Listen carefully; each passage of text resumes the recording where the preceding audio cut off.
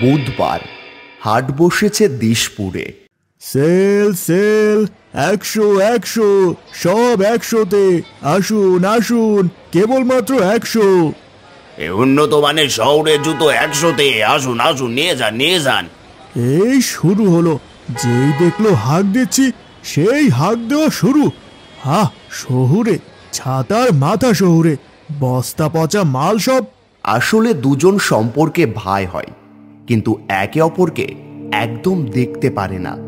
বাবা গত হওয়ার পর বাবার জুতোর দোকান দুজন ভাগাভাগি করে নেয়।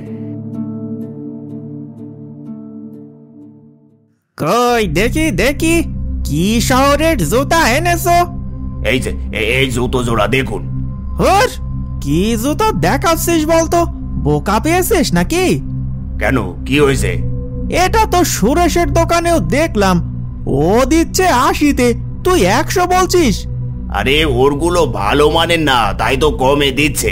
এটা নিয়ে যান, দেখবেন 1 বছর আর এই দোকান মুখো হতে হবে না। বলছিস? বলছি মানে লিখে দিচ্ছি। তা কত দিতে হবে? 100। ধুর, বলি কি, সুরেশ আমাকে এটা 80-তে দিচ্ছে, তুই কততে দিবি বল? আচ্ছা আচ্ছা, 70-এ দিচ্ছি। 50-এ দিবি নাকি বল? না না, 100-র জিনিস 50-এ দিই কেমন করে বলুন তো? তাহলে ছাড়, আমি যাই সুরেশের দোকানে। না না, এই নাও, 50-এই দিচ্ছি। সুরেশের বিক্রি না করার জন্য শিবু নিজের ক্ষতিও করতে পারে, এই ঘটনাই তার প্রমাণ। হায় রে কপাল, কি বোকা শিবু, বাসুর পাতা ফাঁদে পা দিল। আমার বিক্রি না হওয়ানোর জন্য 100-র জিনিস 50-এ। না, এভাবে একই দোকান দিয়ে রাখলে দুজনেরই ক্ষতি হবে। এর একটা বিহিত করতে হবে।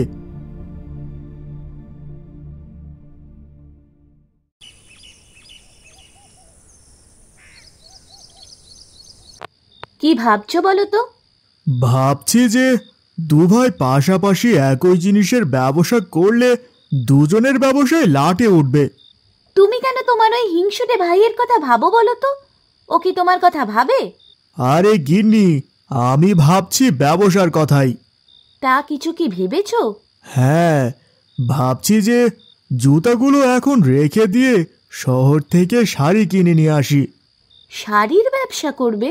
হ্যাঁ, কেন, কোনো অসুবিধা আছে নাকি? না, তুমি যখন ভেবেছো তখন ঠিকই আছে।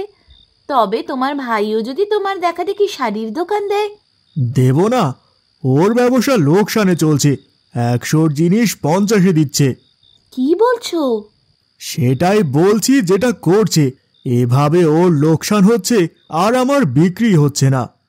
এখন তাড়াতাড়ি শুয়ে পড়ি, কাল শহরে যেতে হবে।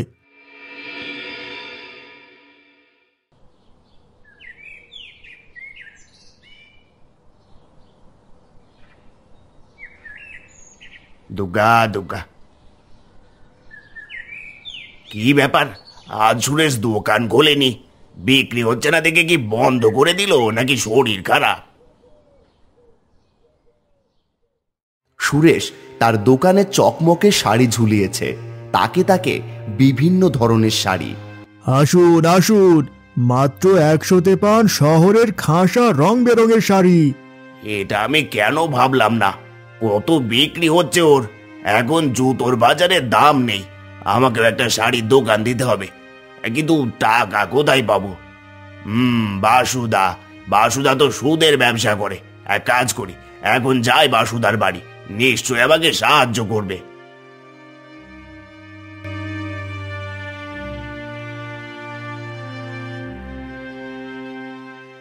ও বাসুদা, বলি বাড়ি আছো নাকি? একটু বেরিয়ে আসো দেখি। আরে ও বাসুদা। কি এত হাঁক দিচ্ছিস কেন? আমার কটা টাকা চাই, ধার হিসেবে দেবে? টাকা? কত টাকা? এই 5,000 মতো। সে আমি দেব, কিন্তু তোর ব্যবসা তো লোকসানে চলে, টাকা ফেরত দিবি কিভাবে?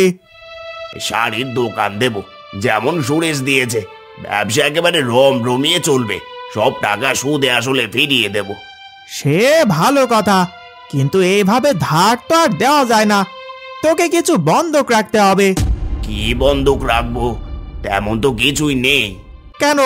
দোকান আছে, বাড়ি আছে, যে কোনো একটা বন্ধক রেখে টাকা নিয়ে ব্যবসা শুরু কর। কিছু বন্ধক রাখতে পারলে আসিস, এখন আয়।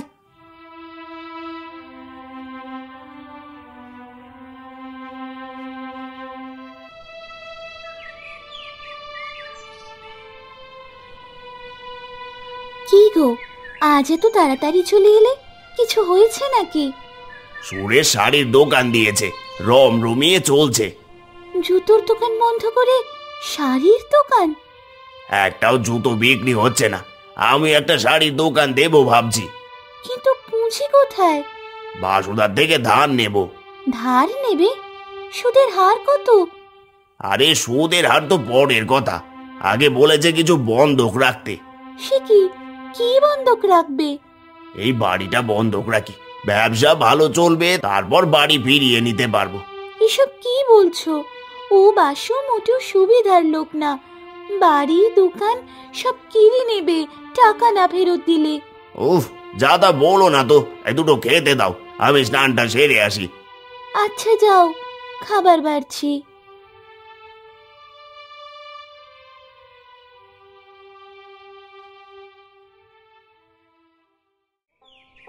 ও বাসুদা, বাসুদা। ও, এসেছিস? হ্যাঁ, এই যে বাড়ির কাগজপত্র নাও, আর টাকা কটা দাও দেখি। বাহ, ভালো ভালো, তা দেখি।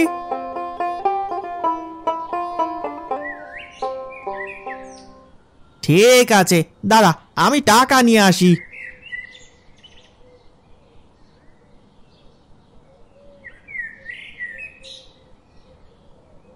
এই নে, এ মাসের শেষে টাকা ফেরত দিতে হবে, নইলে তোর বাড়ি কিন্তু আমার। কোনো চিন্তা নেই, এই মাসেই টাকা দিয়ে বাড়ির কাগজ নিয়ে যাব। এখন আসি। আয়।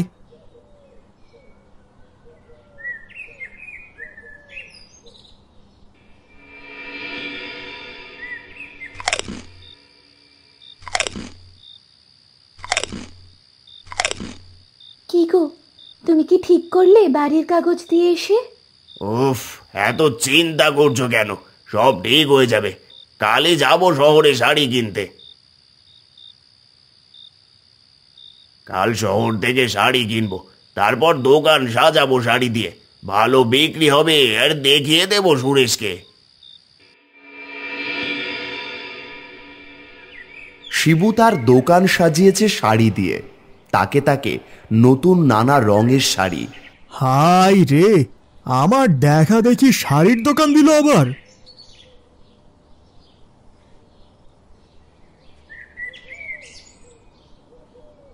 মাসের শেষ হতে চলেছে, তেমন বিক্রি বাটাও হয়নি, লাভও হয়নি।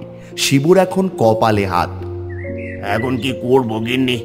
মাস তো শেষ, একটা টাকাও তুলতে পারিনি। যা ছিল এখন তাও নেই। হায় রে, এটারই ভয় পেয়েছিলাম।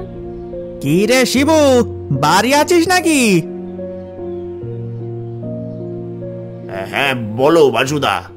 টাকার ব্যবস্থা হলো? ইয়ে মানে ব্যবসা তো লোকসানে চলছে, আমাকে আর কটা দিন সময় দিন। তা তো হয় না, কাল টাকা দিবি, নইলে বাড়ি আমার। এমন করো না, এই বউ নিয়ে রাস্তায় বসতে হবে। অত সব আমি জানি না, এখন আমি আসি।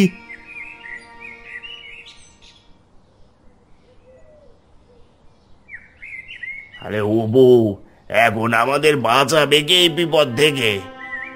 এখন একজনই তোমাকে বাঁচাতে পারে, সে হলো তোমার দাদা সুরেশ। হ্যাঁ চলো তো একবার যাই।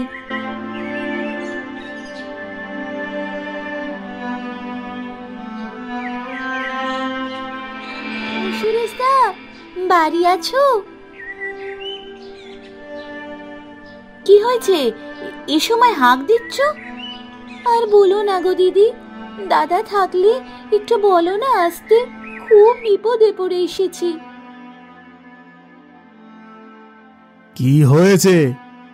কি আর বলবো দাদা, আপনার ভাইটা তো বোকা, বাড়ি বন্ধক রেখে ওই বাসুর কাছ থেকে ধার নিয়েছে শাড়ির দোকান খোলার জন্য। কি? আপনি শাড়ির দোকান দিয়েছেন বলে বলে ও শাড়ির দোকান দিল, কিন্তু পুঁজি কই? ওই বাসুর কাছ থেকে ধার নিয়েছিল। একই জিনিসের ব্যবসা পাশাপাশি চলে নাকি? তাই তো আমি শাড়ির দোকান দিয়েছিলাম। এখন বাসু বলে গেল কাল টাকা না দিলে বাড়ি কবজা করবে। যে দোকান ছিল সেটাই করতি। আমি তো আর জুতো বেচবো না। তোর সব জুতো এখন সঠিক দামে বিক্রি হতো। আমি বুঝতে পারিনি গো দাদা, তোমার সাথে রেষারেষি করতে গিয়ে অনেক বড় ভুল করে ফেলেছি। তোর শিক্ষা হয়েছে এই অনেক বড় কথা। দাঁড়া, আমার কাছে যে টাকা আছে আমি দিচ্ছি, তা দিয়ে বাড়ির কাগজ ফিরিয়ে আন। দাদা, তুমি আমার কথা এত ভাবো আর আমি ভাবি তুমি আমাকে হিংসে করো। আমার খুব ভুল হয়েছে, আমাকে ক্ষমা করে দাও।